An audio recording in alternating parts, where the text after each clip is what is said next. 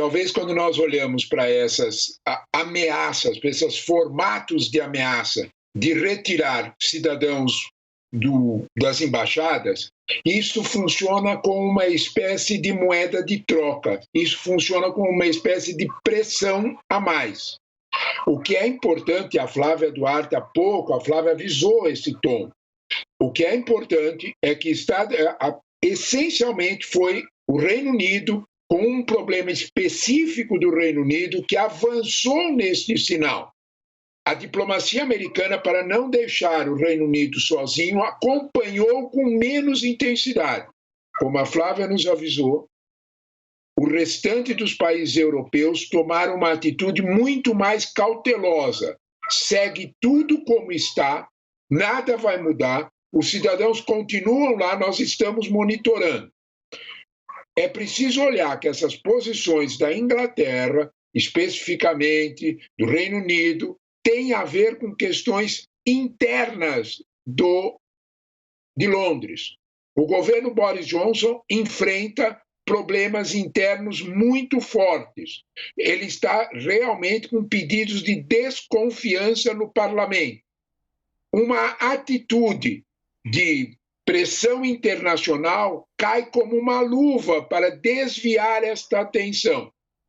Pior que isso, já há novos, vamos dizer assim, pretendentes a primeiro-ministro. São eles que estão usando seus cargos para fazer anúncios sobre a Ucrânia que, evidentemente, ganham espaço na mídia inglesa. Esses fatores têm que ser levados em conta quando nós olhamos para o contexto de retirar ou não cidadãos britânicos e americanos, enquanto os europeus são mais cautelosos de Kiev. Professor, e a movimentação russa ali na fronteira? Falam em 100 mil soldados da Rússia. A Rússia quer emitir que tipo de mensagem com essa movimentação? Olha, Colombo, a ideia, os russos estão fazendo essa movimentação com esses soldados desde novembro, não é de hoje. A função pela qual a Rússia pressiona com esta situação é porque Vladimir Putin imagina que está numa posição de força. E, de fato, ele está, sim, vamos dizer desta forma, com as cartas na mão. Por que isso? Porque o Ocidente, neste momento, enfrenta uma crise energética muito grave. Quando nós olhamos para a posição alemã, a Alemanha, principal país, maior PIB da União Europeia, tem uma posição muito cautelosa sobre a questão Ucrânia. Motivo: a Alemanha depende do gás russo, que chega para aquecer as casas dos alemães e de vários outros países europeus pela Ucrânia. É exatamente por esta razão que Olaf Scholz, que não está com uma grande experiência internacional, acaba de chegar ao poder, foi apoiado, ele é do Partido Socialista, da centro-esquerda alemã. Ele foi apoiado pela centro-direita alemã, na sua posição de dizer: vamos com calma, prudência, porque a Europa, especialmente a Alemanha, a França, pensam duas vezes no que acontecerá no dia seguinte de uma exibição de força contra a Rússia, nesse caso da Ucrânia. Professor, a gente sempre chega a um determinado ponto, quando falamos de relações internacionais, de discussões que envolvem quaisquer países, sobre a influência da China naquele determinado episódio. É correto dizer que a China tem alguma espécie de acompanhamento especial sobre o que acontece com um de seus principais parceiros, a Rússia, e a possibilidade de aproximação da OTAN, da Ucrânia, consequentemente da fronteira com a Rússia, avanço de países do Ocidente? Qual é o papel da China? O que é que interessa a China nessa história toda? Colombo, você parece que tocou no assunto central, né? Tem aí um fantasminha, né? Tem aí um monstrinho ali atrás que está, de certa forma, mexendo os cordéis. Esse monstrinho, você acaba de dizer, é a China. Quando nós falamos na grande intenção da Europa, nós podemos pensar de outro modo.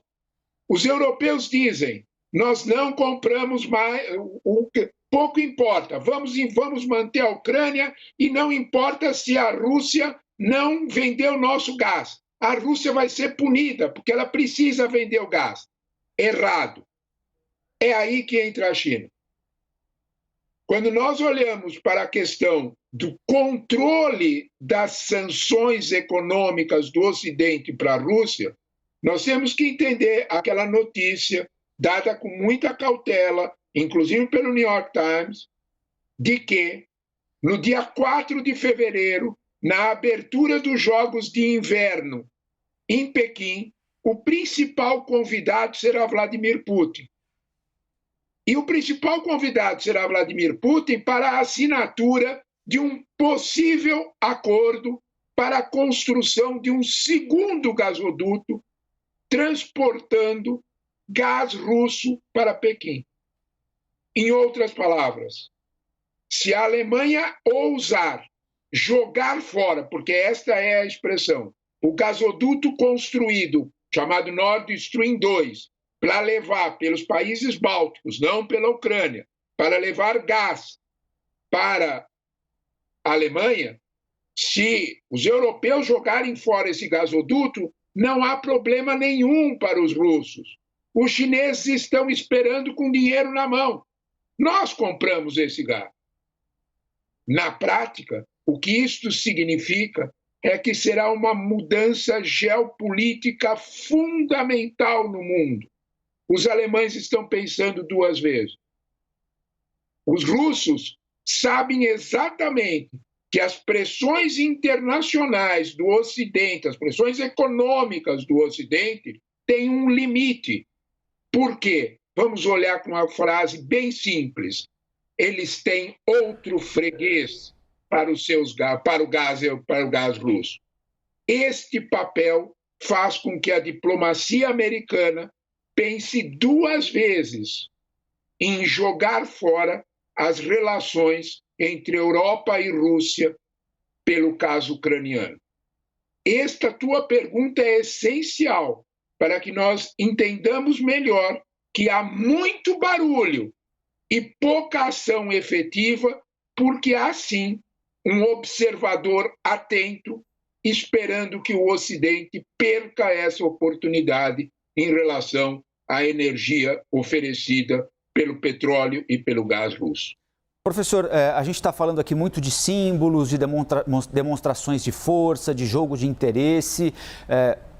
O senhor trata como real a possibilidade de um conflito, de fato, ou não? Olha, quando nós temos esse tipo de situação, né, a revista The Economist fez uma matéria que sempre deve ser levada em conta. Fez uma matéria nesta semana lembrando um episódio da Primeira Guerra Mundial, que são os canhões de agosto, e chamando isso de os canhões de janeiro.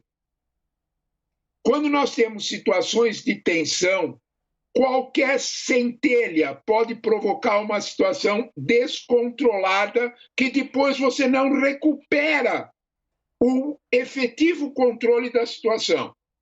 O aviso de que há espiões russos atuando dentro da Ucrânia é um aviso de tensão real.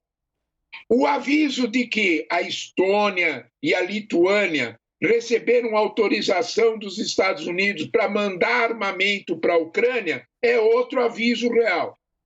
Numa situação desse formato, é possível sim que um episódio menor, uma centelha, faça a situação sair do controle.